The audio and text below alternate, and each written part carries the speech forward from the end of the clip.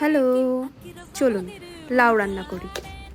লাউয়ের এই ঘন্টটা বানানোর জন্য এরকম একটা লাউ নিয়ে দু সাইডটাকে ভালো করে কেটে নিতে হবে। তারপরে খোসাটাকে খুব ভালো মতন ছাড়িয়ে নিয়ে লাউগুলোকে এরকম বড় বড় টুকরো করে কেটে নিতে হবে। তারপরে কড়াই তেল দিয়ে দিন, দিয়ে কতগুলো বড়ি ভেজে নিন। বড়ি তুলে নিয়ে কালো জিরে আর শুকনো লঙ্কা ফোড়নে দিয়ে তারপরে দিয়ে দিন লাউগুলোকে।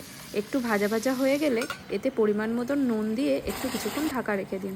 তারপরে হলুদ, কাঁচা লঙ্কা দিয়ে আর একটু ভালো করে নাড়িয়ে চাড়িয়ে নিয়ে বড়িগুলোকে অ্যাড করে দিয়ে দিন জল। এরপর ফুটে এলে ঢাকা তুলে নিয়ে কয়েক টুকরো ধনেপাতা আর পরিমাণ মতন চিনি দিয়ে আর একটু আটা মিশিয়ে তরকারিটাকে একটু নাড়িয়ে চাড়িয়ে গ্যাস বন্ধ করে দিলেই রেডি আমাদের লাউয়ের ঘন্ট। দেখুন তো কীরকম হয়েছে দেখতে।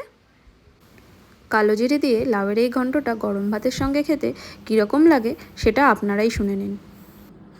কেমন? ফাটাফাটি।